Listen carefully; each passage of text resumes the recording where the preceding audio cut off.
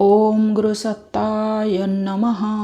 वेदमूर्ति तपोनिष्ठ पंडित श्री राम शर्मा आचार्य वाङ्मय रामायण की प्रगतिशील प्रेरणाएं।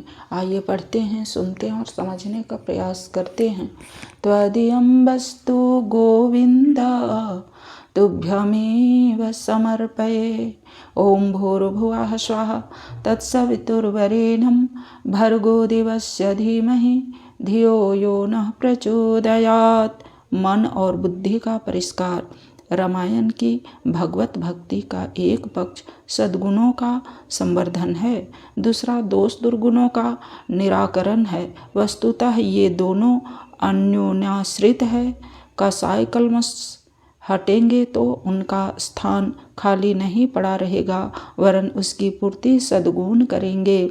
आलस्य छोड़ेंगे तो उसका स्थान श्रमशीलता ही हो लेगी। अज्ञान हटेगा, अंधकार मिटेगा तो ज्ञान रूपी प्रकाश उस स्थान पर आलोकित होगा। इतने पर भी निषेधात्मक और विधेयात्मक दोनों पक्षों को समझना आवश्यक है। अधर्म का विनाश ही धर्म की स्थापना है। भगवत भक्ति इस दोष दुर्गुण भरी स्थिति को शुद्ध करने की, निष्पाप बनने की प्रेरणा देती है।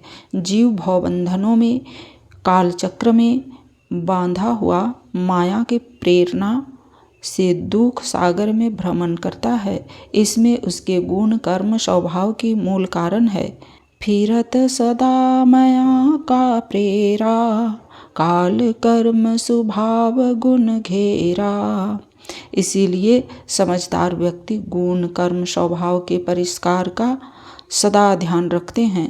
माता सुमित्रा अपने पुत्र लक्ष्मण को राम के साथ उनका सहयोगी बनकर बन जाने के लिए, कष्ट साध्य जीवन जीने के लिए प्रेरणा देती है और कहती है कि राम को पिता और सीता जी को माता मानकर उनकी सेवा करना, साथ ही राग द्वेष ईर्षा मद क्रोध आदि दोषों से दूर रहना, यही माता द्वारा पुत्रों को सत्कार्यों में संलग्न होने के लिए, कष्ट सहन का शौर्य प्रकट करने के लिए और चरित्र उज्जवल रखने के लिए प्रोत्साहन है।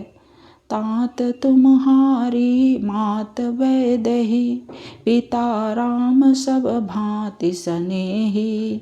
राग रोष ईर्षा मद को हो, जानी सपनी हूँ इनके बस हो।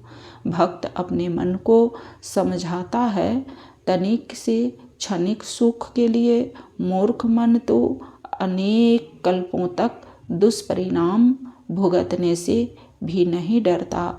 शांति प्राप्त करने के लिए न सही, कम से कम काल दंड के प्रहार का भय मानकर तो भगवान की शरण में जा। यह प्रभु को कठोर दंड नीति की ओर संकेत है। लौ निमेष परमाणु जुग बरस कल्प सरचंड, भजसी मन ते ही राम कहो काल जासु को दंड। मन को भगवान में लगाने का यही उपाय है कि वह विषय विकारों की लिप्सा को छोड़े, विवेक का अनुशासन माने, क्षणिक सुख देकर अनंत काल तक दुख देने वाले आंतरिक शत्रुओं से अपना पीछा छुड़ाए। इसी राह पर चलते हुए भगवत अनुग्रह रूपी कल्प वृक्ष पाया जा सकता है। जो मन भजयो चहे हरि सुर तरु, तो तज विषय विकार सार भजो। अजहूँ मैं जो कहूँ सोई करूँ। विवेक बुद्धि को कुंठित करने का कारण 3 तृष्णाएं हैं। पुत्रेष्णा, मोह, वित्तेष्णा, लोभ, लोकेष्णा, अहंकार। इन 3 से ग्रसित होने पर मानवीय विवेक मलिन हो जाता है। न सोचने योग्य सोचता है, न चाहने योग्य चाहता है और न करने योग्य करता है। सूत वित लोक एस नातिनी, के ही कीमती इन कृत न मलिन। गीता में उल्लेख है, त्रिविधं नरकस्येदं द्वारं नाशनमात्मनः कामः क्रोधस्तथा लोभः तस्मादेत त्रयं त्यजेत। नरक में भेजने वाले और आत्मा का नाश करने वाले 3 महादोष काम, क्रोध और लोभ ही हैं। इनको त्याग देना चाहिए। मानसकार का भी मत है कि आंतरिक विक्षोभ उत्पन्न करने वाले 3 खल काम, क्रोध और लोभ है। ये विचारशील मन को भी पल भर में ग्रस्त कर देते हैं। तात तिनियति प्रबल खल काम क्रोध अरु लोभ मुनि विज्ञान धाम मन करहि निमिष महम क्षोभ।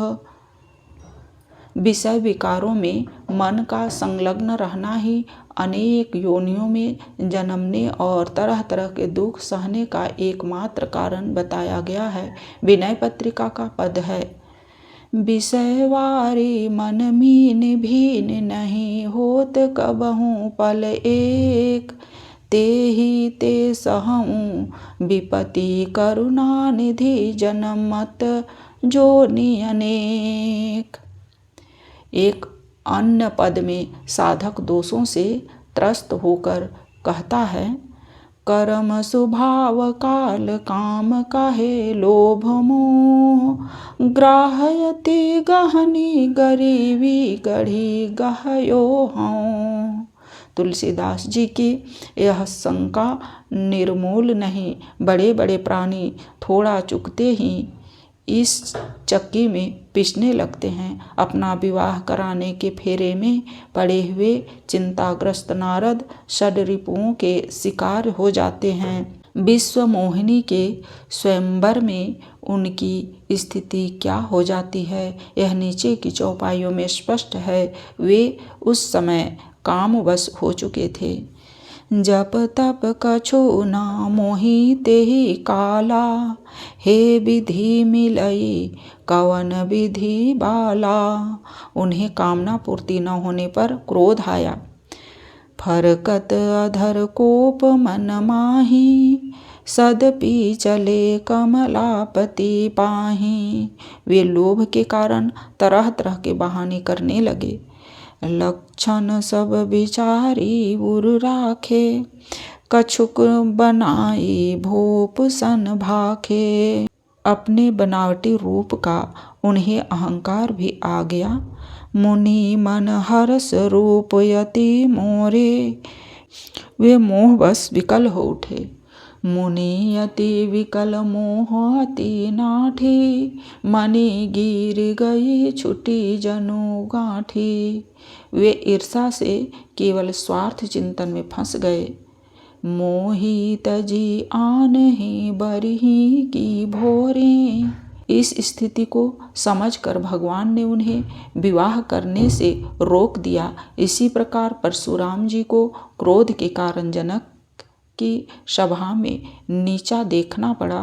क्रोध के कारण ही श्री राम एवं लक्ष्मण जी के बार बार समझाने संकेत करने पर भी वे उन्हें पहचान न सके और स्वयं तमाशा बन गए। श्री राम और लक्ष्मण इसीलिए बार बार उनको क्रोध छोड़ने की सलाह देते रहे। लखन कहेऊ हंसी सुनहु मुनि क्रोध पाप करी मूल जेहि बस जन अनुचित करहि चरहि विश्व प्रतिकूल।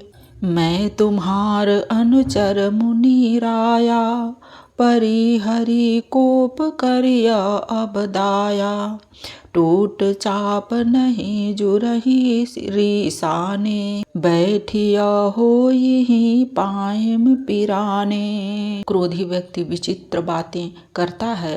परशुराम जी क्रोध से दुख पा रहे थे पर दोष दया को देने लगे। आजो दया दुख दुसह सहाबा। तब लक्ष्मण जी ने व्यंग्य करके उन्हें तथ्य समझाने का प्रयास किया। जो पै कृपा जरहि मुनि गाता क्रोध भय तनु राख विधाता। श्री राम ने भी कहा, कहिया बेगी जेहि विधि ऋष जाई, मुनि नायक सोई करो उपाई। जेहि ऋषि जाई करई सोई स्वामी, मोहि जानी आपुन अनुगामी। अंत में समझे तो उन्हें कहना पड़ा, अनुचित बहुत कहे वो अज्ञाता, क्षमहो क्षमा मंदिर दऊ भ्राता। क्रोध इसी प्रकार विवेक को नष्ट करके मनुष्य का उपहास करा देता है। लालच तृष्णा में पड़कर कष्ट पाने का उदाहरण भगवान ने स्वयं स्वर्ण मृग के प्रसंग में सबके शिक्षण के लिए रखा है। इसी प्रसंग को संस्कृत सुभाषित में इस प्रकार भी कहा गया है, पहले किसी ने न सोने का हिरण देखा न सुना, तो भी तृष्णा के वशीभूत होकर विनाशकाले विपरीत बुद्धि का उदाहरण बनकर राम मृग तृष्णा में भटके और कुछ पाने के स्थान पर अपनी पत्नी को भी खो बैठे। नीतो के नापि न दृष्ट पूर्वो न श्रूयते, हिम्यः कुरुरंगः तथापि तृष्णा रघुनंदनस्य विनाश काले विपरीत बुद्धि। राम जिस मारीच मृग को मारने जाते हैं वह साधारण हिरण नहीं वरन स्वर्ण मृग मारीच का है। पैसे के लोभ में आदमी पागल हो जाता है। अधिक संग्रह करके बड़ा आदमी बनने की, अधिक उपभोग करने की ललक उसे जीवनोद्देश्यों की पूर्ति के लिए सत्कर्म करने का अवसर ही नहीं आने देती। जब भी मनुष्य निर्वाह के लिए थोड़ा सा उपार्जन करके ही अपना काम चला सकता है और शेष समय परमार्थ प्रयोजनों में लगाकर सूर दुर्लभ मानव जीवन को सार्थक बना सकता है। श्री राम वन में लक्ष्मण से अपनी भूल को स्वीकार करते हुए स्वयं पर व्यंग्य करते हैं। वे कहते हैं कि साधारण हिरण जब मुझे ये भयभीत होकर भागते हैं तो उनकी हिरनी समझाती है कि तुम्हें डरने की आवश्यकता नहीं। राम तो सोने के हिरण को मारने के लिए तलाश करते फिरते हैं। हम ही देखी मृग निकर पराही, मृग ही कहीं तुम कहम भय नाही। तुम आनंद करहु मृग पा जाए, कंचन मृग खोजन ए आए। मोह बुद्धि मनुष्य से ऐसे ही मूर्खतापूर्ण कार्य करा डालती है। मोहग्रस्त मनुष्य के हृदय में ज्ञान वैराग्य की स्थिति रह नहीं पाती। जिसके हृदय में ज्ञान वैराग्य होता है उसे ऐसा मोह नहीं होता। सुनो मुनि मोह होई मन ताके, ज्ञान विराग हृदय नहीं जाके। अज्ञान अविवेक एवं दुर्बुद्धि का परिणाम सब प्रकार ही विपत्तियां ही होता है। उन्हीं के कारण अनेक प्रकार के विग्रह और संकट खड़े होते हैं। दुष्ट मन द्वारा उत्पन्न दुर्बुद्धि व्यक्ति और समाज को कितनी भयंकर क्षति पहुंचाती है यह मंथरा और केकई प्रसंग से स्पष्ट होता है। केकई और उसकी दासी मंथरा की दुर्बुद्धि सबके लिए विपत्ति बनकर सामने आई। विपत्ति बीजू बरसा ऋतु चेरी, भूई भई कुमति के कई केरी। दुर्बुद्धि की पहचान यह है कि वह किसी न किसी के अहित की ही बात सोचती है।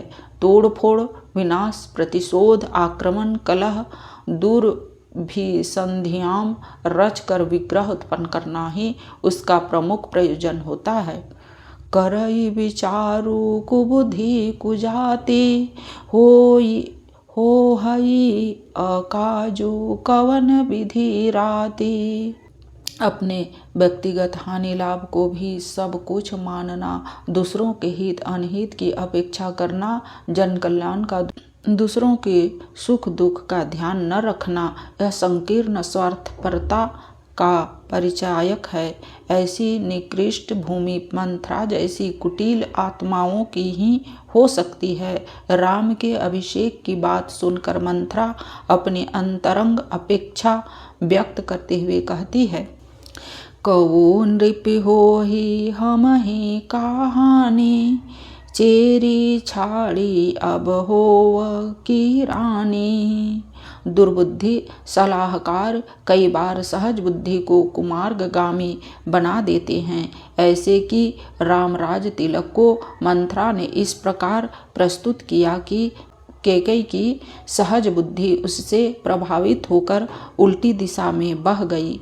राम ही तिलक काली जय भयऊ, तुम कहो विपति बीजू विधि बयऊ। जिसकी बुद्धि भ्रष्ट हो जाती है वह किसी की अच्छी बात भी नहीं सुनता। रावण की भी ऐसी ही अवस्था हो गई थी।